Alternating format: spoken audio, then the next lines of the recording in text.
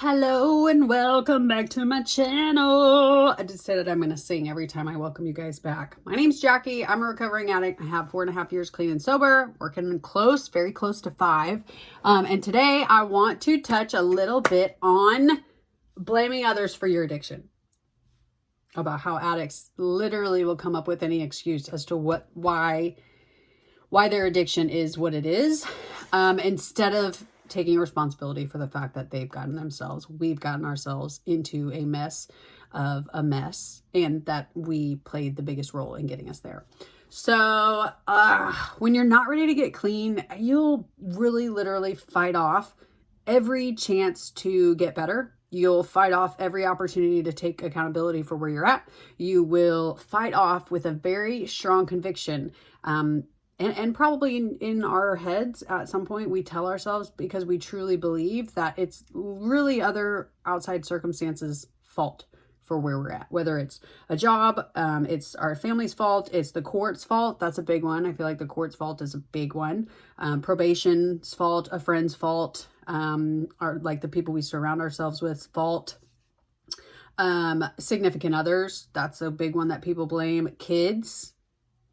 That's really sad and it sucks, but a lot of people will blame their kids for like addicts being the way that they are, or like the stressors of it, or, something like that. Our upbringing, which is a really big one, because it's easy there's like a fine line between like, yes, my upbringing and my trauma and all of that has played a role in the way that I have coping skills and the way that I react, or the way that I deal with the feelings that all come up with my upbringing and my trauma and all of that. But it's not a scapegoat to just be able to say, well, I went through trauma and I had a tough life growing up, so now I'm an addict, and that's why, and that's always going to be. And the other thing would be like illness or health. So I feel like that's a really big one, especially if you're prescribed like opiates or something.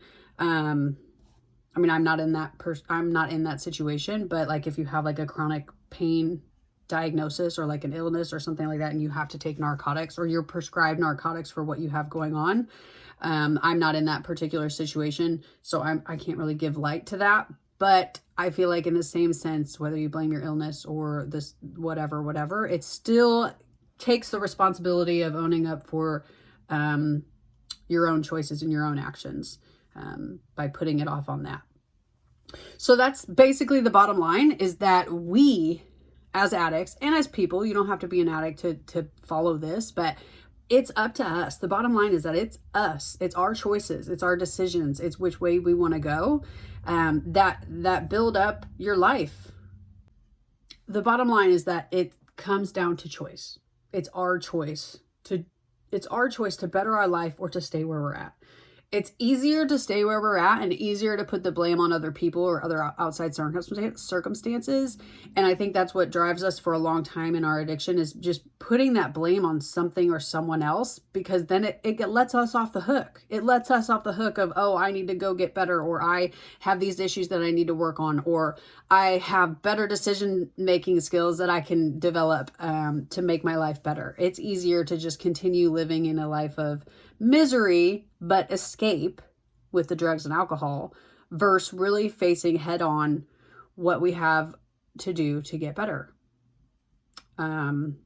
It's our choice whether we want to get better in the first place. That's a choice, I feel like we have that little feeling inside of us. I had that feeling inside of me that I knew I was meant for something bigger, something better. And it was my choice to get better. It's our choice to seek professional help or not. It's our choice to sit in a dark, depressing basement with no support, no positive influence, and rot away in our misery, instead of getting out, finding somebody that can help, finding support group, going to a meeting, finding someone else who understands, reaching out to somebody on social media. All of that is a choice. It's a choice to set boundaries with people that are unhealthy for you. It's a choice to find a different job if you're blaming your job, different friends, a different routine, all of it. It's just a lot of little choices and a lot of big choices that add up to create a recovery lifestyle or a misery addiction lifestyle. So we make the choice on how we're going to live. We can't put it off on anybody else, because in the end, if you're putting off the reasoning for your addiction and all of that on somebody else, and you're giving the power of your life into somebody else's hands and saying it's their doing, well, then you're going to be stuck there forever, because that makes it sound like it's up to them whether you get better or not. And it's not. It's not. It's up to us. That's a harsh reality to face. And there's a lot of shit you have to go through, depending on how long you've been running from all your stuff.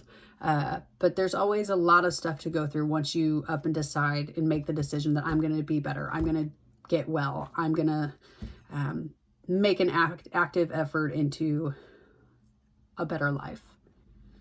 There's work to be done, but on the other side, it's beautiful. It's amazing. It's so well worth it. And so if we're not ready to face the music of responsibility, we won't. And if things aren't bad enough, we won't, which is where it comes into play that I talk about, like, enabling all the time. But, you know, for anyone that follows me, that's just a family member of an addict and you're looking for some answers and some guidance. That's another reason why I always say, keep your space, keep your distance, let them suffer, let the addict suffer. You have to let them suffer enough for them to decide they want to do something different. And that's hard as a family member, especially when you know, you love them and you want to see well for them, and you know what's gonna, like, you know that they can do better. And it's hard to step back and let them suffer enough till they get to the point that they want to do something different. But at that point, you have to, which is hard. I know that's hard. My family did that for me. It was very hard on me and them.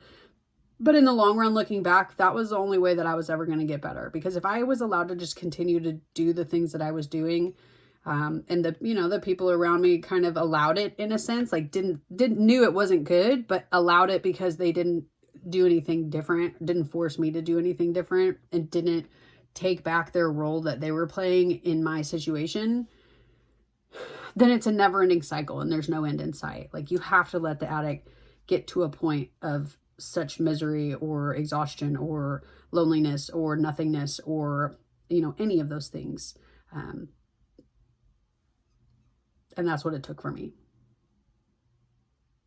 I sat at my rock bottom for a while. And it's not that it necessarily even got worse when I decided. I had it all built up and I had been done for a long time, but I couldn't stop. Like, I had been done in my mind. I was like, I'm done with this. I deserve more than this. I want to do something different, something better. But I stayed there for a long time. And so there's not really like a time frame that you can put on it.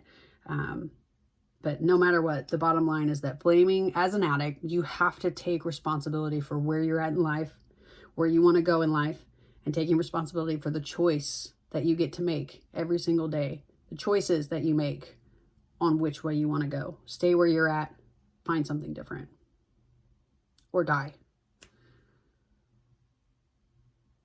Which is a pretty harsh reality, but that's the reality of addiction. So anyway, if this was helpful, comment below. Be sure to like this video, subscribe, share it to somebody that might need to hear it. If there's something specific you guys want to talk about, write it in the comments.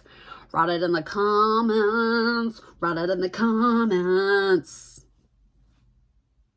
I love you guys. Be safe out there. Make a difference where you can. And I don't know, love yourself. Love yourself. And if you're a struggling addict, just know that things get better. You can live a different life. And your life can be entirely unrecognizable a year from now than what it is right now. And if you're a family member of an addict, don't give up hope. Love them from afar. And just keep loving them.